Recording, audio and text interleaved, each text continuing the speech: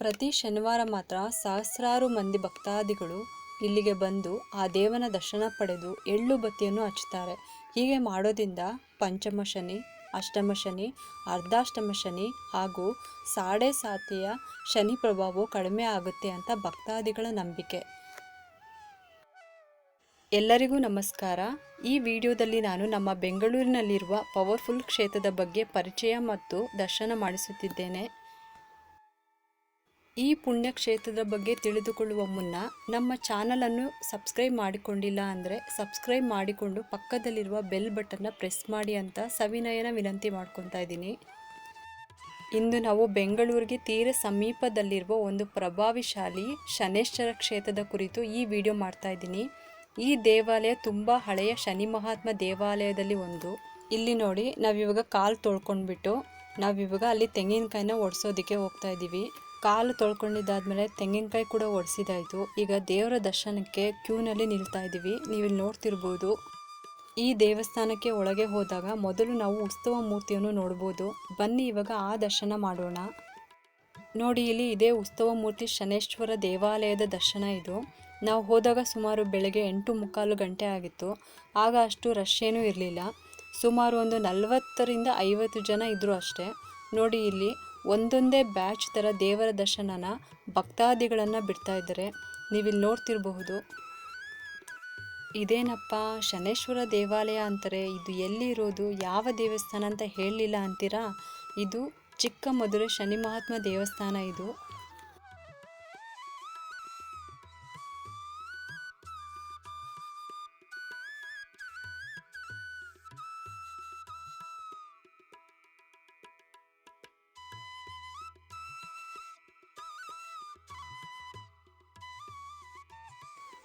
ನಮ್ಮ ಜೀವನದಲ್ಲಿ ನವಗ್ರಹಗಳು ಪ್ರಮುಖ ಪರಿಣಾಮಗಳನ್ನು ಮಾಡ್ತವೆ ಅಲ್ವಾ?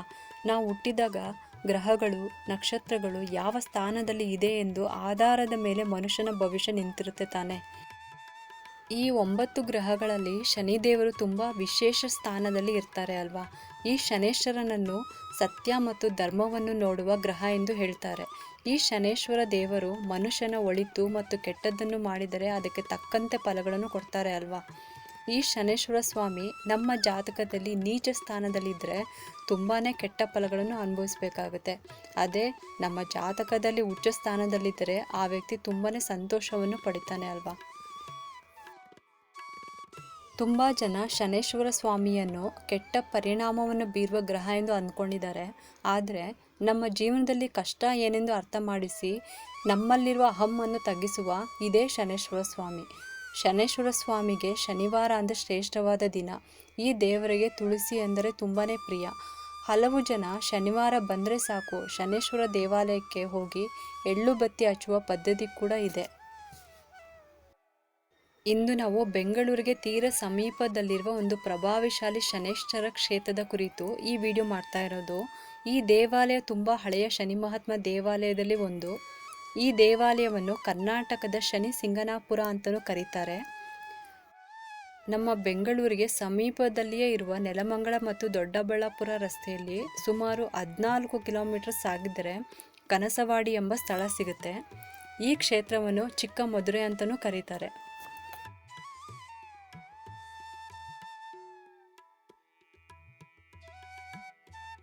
ನೋಡಿ, ಇಲ್ಲಿ ದೇವಸ್ಥಾನದ ಪಕ್ಕ ಎಳ್ಳು ಬತ್ತಿ ಹಚ್ಚೋದಕ್ಕೆ ಈ ರೀತಿ ವ್ಯವಸ್ಥೆ ಕೂಡ ಮಾಡಿದ್ದಾರೆ. ಪ್ರತಿ ಶನಿವಾರ ಮಾತ್ರ ಸಹಸ್ರ ಮಂದಿ ಭಕ್ತಾದಿಗಳು ಇಲ್ಲಿಗೆ ಬಂದು ಆ ದೇವನ ದರ್ಶನ ಪಡೆದು ಈ ಥರ ಎಳ್ಳು ಬತ್ತಿಯನ್ನು ಹಚ್ತಾರೆ.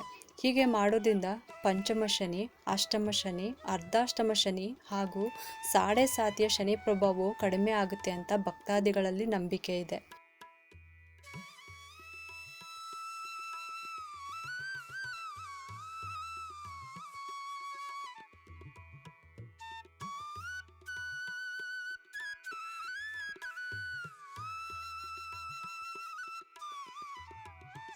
ಶನಿವಾರ ಮಾತ್ರ 1ರಿಂದ 2 ಗಂಟೆಗಳ ಕಾಲ ಕ್ಯೂನಲ್ಲಿ ನಿಂತು ಆ ದೇವನ ದರ್ಶನ ಪಡಿಬೇಕಾಗುತ್ತೆ.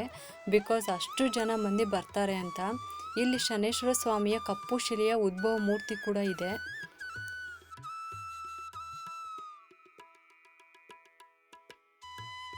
ಇದು ಬಂದು ಉತ್ಸವ ಮೂರ್ತಿಯ ದರ್ಶನ. ಇದರ ಹಿಂದೆನೇ ಉದ್ಭವ ಮೂರ್ತಿಯ ದರ್ಶನ ಮಾಡೋಣ ಬನ್ನಿ. ಇವಾಗ ನೋಡಿ, ಇದೇ ಉದ್ಭವ ಮೂರ್ತಿಯ ದರ್ಶನ. ಶ್ರಾವಣ ಶನಿವಾರ ಬಂದಾಗ ಇಲ್ಲಿ ವಿಶೇಷ ಪೂಜೆಗಳು ಕೂಡ ನಡೆಯುತ್ತೆ. ತಿರುಪತಿಯಲ್ಲಿ ಮುಡಿ ಕೊಡುವಂತೆ ಈ ಕ್ಷೇತ್ರದಲ್ಲೂ ಕೂಡ ತುಂಬ ಭಕ್ತಾದಿಗಳು ಮುಡಿ ಕೂಡ ಕೊಡ್ತಾರೆ.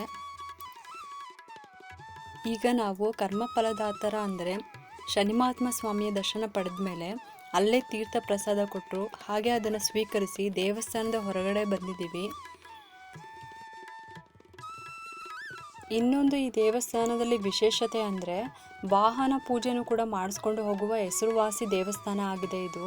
ಅನೇಕ ಜನ ಇಲ್ಲಿಗೆ ಬಂದು ಹೊಸ ವಾಹನಗಳನ್ನು ತೊಗೊಂಡು ಬಂದು ಇಲ್ಲಿಗೆ ಪೂಜೆ ಮಾಡಿಸ್ತಾರೆ. ಈ ಥರ ಪೂಜೆ ಮಾಡಿಸ್ಕೊಂಡು ಹೋದರೆ ವಾಹನಗಳಿಂದ ಅಪಘಾತ ಆಗೋದು ನಿಲ್ಲುತ್ತದೆ ಎಂದು ಆ ಶನೇಶ್ವರ ಸ್ವಾಮಿ ಮೇಲಿರುವ ಅಪಾರವಾದ ನಂಬಿಕೆ ಜನರಲ್ಲಿದೆ. ಇನ್ನು ಈ ದೇವಸ್ಥಾನದ ಓಪನಿಂಗ್ ಟೈಮಿಂಗ್ಸ್ ಬಂದು ಬೆಳಗ್ಗೆ 6ರಿಂದ ರಾತ್ರಿ 8 ಗಂಟೆವರೆಗೂ ಇರುತ್ತೆ. ಹಾಗೆ ಮಹಾಪೂಜೆ ಟೈಮಿಂಗ್ಸ್ ಬಂದು ರಾತ್ರಿ 8 ಗಂಟೆಗೆ ನಡೆಯುತ್ತೆ. ಶನೇಶ್ವರ ಸ್ವಾಮಿ ದೇವರ ದರ್ಶನ ಆದಮೇಲೆ ನಾವಿವಾಗ ಜ್ಯೇಷ್ಠಾದೇವಿಯ ದರ್ಶನ ಮಾಡ್ತಾ ಇದ್ದೀವಿ. ನೋಡಿ, ಇಲ್ಲಿ ಇವರೇ ಜ್ಯೇಷ್ಠಾದೇವಿ. ಶನಿ ಮಹಾತ್ಮ ದೇವರ ದರ್ಶನ ಮಾಡಿದ ಮೇಲೆ ಅಲ್ಲೇ ದೇವಸ್ಥಾನದ ಎದುರುಗಡೆ ಜ್ಯೇಷ್ಠಾದೇವಿಯ ದರ್ಶನ ಮಾಡೋದಕ್ಕೆ ಈಗ ಬಂದಿದ್ದೀವಿ. ನೀವಿಲ್ಲಿ ನೋಡ್ತಿರ್ಬೋದು, ಜ್ಯೇಷ್ಠಾದೇವಿ ದರ್ಶನ ಇದು.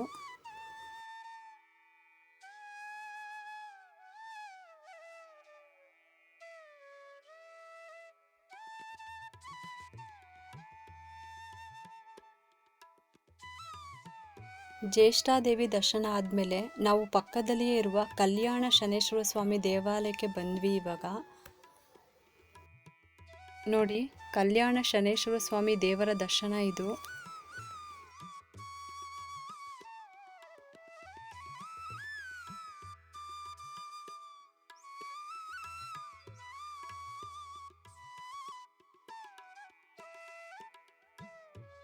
ದೇವರ ದರ್ಶನ ಆದಮೇಲೆ ನಾವು ಇಲ್ಲಿ ಅನ್ನದಾಸೋಹದ ಹಾಲ್ ಹತ್ರ ಬಂದ್ವಿ. ನೀವಿಲ್ಲಿ ನೋಡ್ತಿರ್ಬೋದು.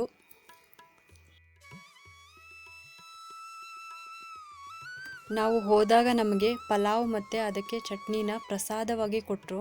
ನೀವಿಲ್ಲಿ ನೋಡ್ತಿರಬಹುದು. ಪ್ರತಿ ಮಧ್ಯಾಹ್ನ ಇಲ್ಲಿ ಅನ್ನದಾಸೋಹ ನಡೆಯುತ್ತೆ. ಇಲ್ಲಿ